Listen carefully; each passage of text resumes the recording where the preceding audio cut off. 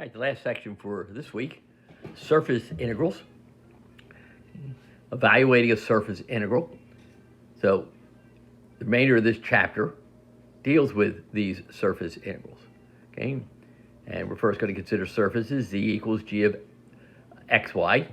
Normal surfaces, back to the very first chapter actually, when we did surface. So how do you evaluate a surface integral? All right, again, here's the surface integral. It's the integral of the surface, f of x, y, z, because it's got to be three-dimension, ds. Well, just like line integrals, I need rules to evaluate surface integrals. Just like the line integrals, I need some rules to evaluate the surface integrals. And so here is a rule. Place of x, y, and z, all right, I'm going to make it a double integral, which means I can't have three. So in place of x, y, and we're given that z is the surface, g of x, of the square root of 1 plus the partial derivative of z in relationship to x squared plus the partial derivative of z in relationship to y squared dA, dx, dy, dy, dx. And making that substitution, I can evaluate a surface integral. I can evaluate a surface integral. That's the technique used to evaluate a surface integral. So if we have this surface, 2x plus y plus 2z equals 6, a plane. So z is 1/2 6 minus 2x minus y.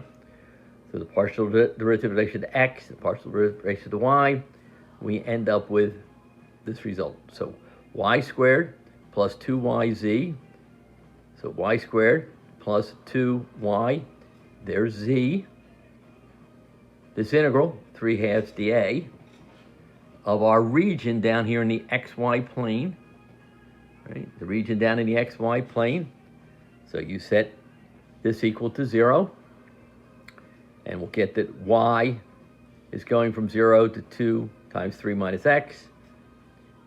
X is going from 0 to 3, and substituting in, and we get that integral. And that's a surface integral. That's how you evaluate a surface integral. Here's another surface, get in focus. X plus z ds, where y squared plus z squared equals 9. So that's a circle in the yz plane. We're going from x going from 0 to 4, and we're only in the first octant, so this is going from 0 to 2 pi, or 0 to pi over 2, sorry, when you look at all of that. So here's z, the square root of 9 minus y squared in the first octant. The derivative of this relation to x is 0, derivative relation to y, and we end up with this.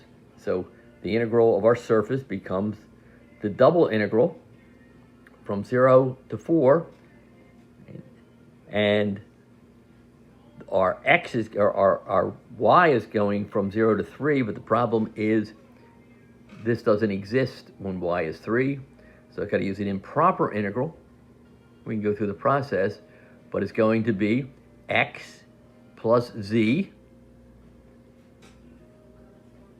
ds dz becomes that square root dx dy, and we can evaluate doing it with a improper integral. Improper integral.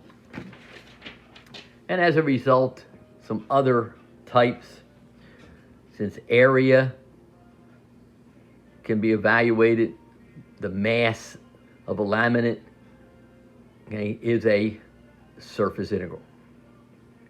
And so we're given the surface, we can evaluate, because it's going to be the density, dx dy. And so we've got S, the surface, there's our z. We can take the partial derivative relation to x in relation to y. Here's our density, so density times the surface area, that formula, and we can evaluate. So surface integrals, evaluating surface integrals. But sometimes surfaces aren't given as z equals, they're given in parametric form.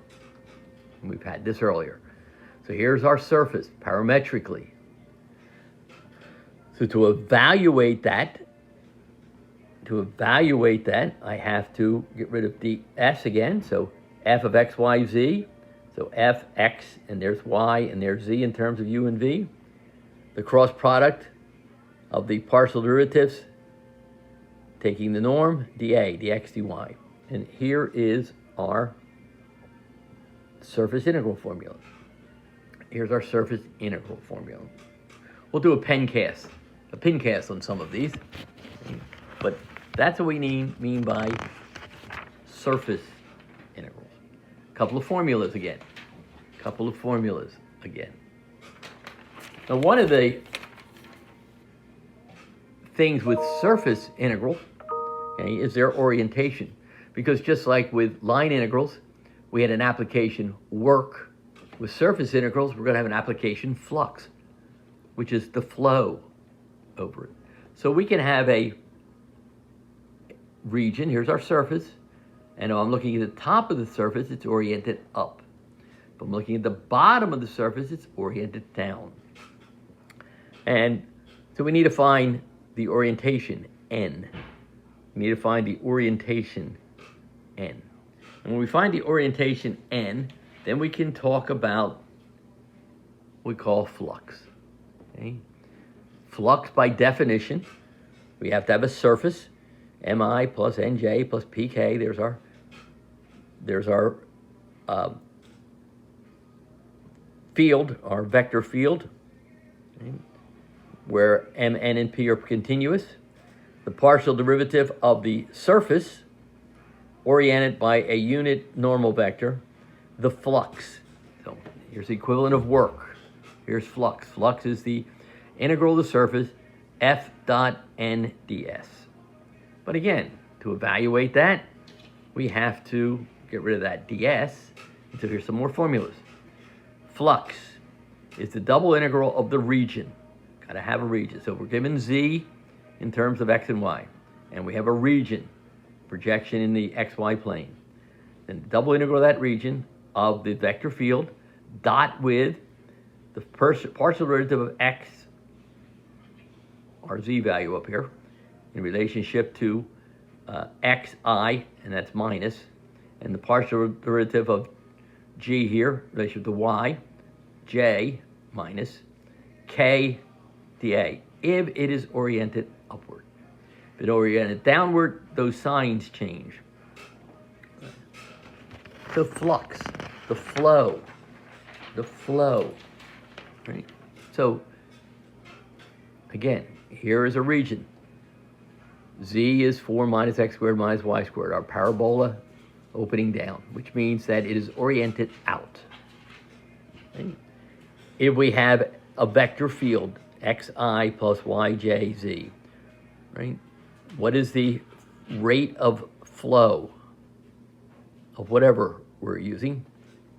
It's going to be the density of the liquid, whatever it is flowing, f dot n ds. So density, the double integral of the region, so the region in the xy plane, of f, got to be given f, and we are given g, right? So we're given the surface, so the partial derivative of the surface in relation to x, relationship to y. It's oriented out, so it's minus the partial derivative of x I plus partial derivative of y j plus k dA, dx dy, dy dx. And we can solve it. And I'll do that in a pen cast so you can see this total solution. But that's flux, okay? Flux, okay? Find the flux over the sphere. Here's the sphere. Here it is. It's oriented outward. Okay? But since it's given in a parametric way here, right? Here's our vector field. So here's R, oriented outward, and we can use the formula to find the flux over the region. Flux. So as I mentioned right at the beginning of this chapter, most of it is formula driven. So what have we talked about? We've talked about line integrals. And we have defined this ds. And so the integral of the curve f of xyz ds is equal to the integral from a to b of t, if we are given that x, we're given the path r of t, so x of t I, y of t j, z of t k, so we can evaluate in the function, and then the square root of the derivative of x, y, and z squared added up dt. That's a formula. So if you're given r and you're given the function, I can use the line integral. One of the applications of line integrals is work, force, okay, vector field, dot dr. And so again, there's a formula. Now we're talking about surface integrals. If the surface integral is given in function form, z is g of x, then I can use the formula to figure out the surface surface integral by doing the substitution. If I'm looking at the application, which is flux, I need to know whether it's oriented outward or inward, downward.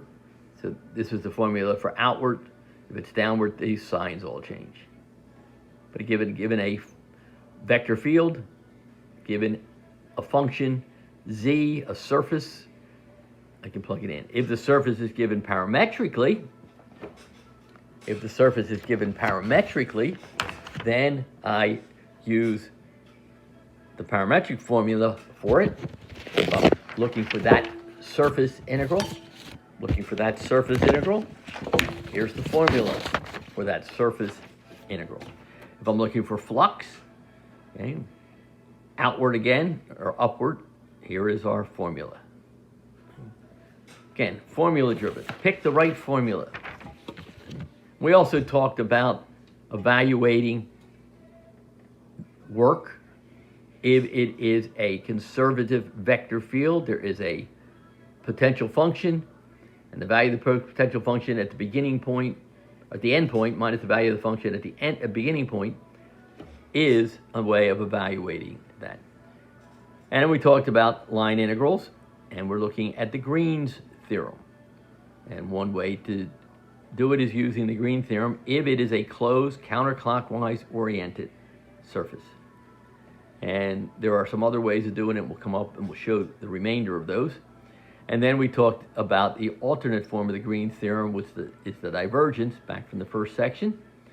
And we have two more to do, and we will finish up the course by looking at those values.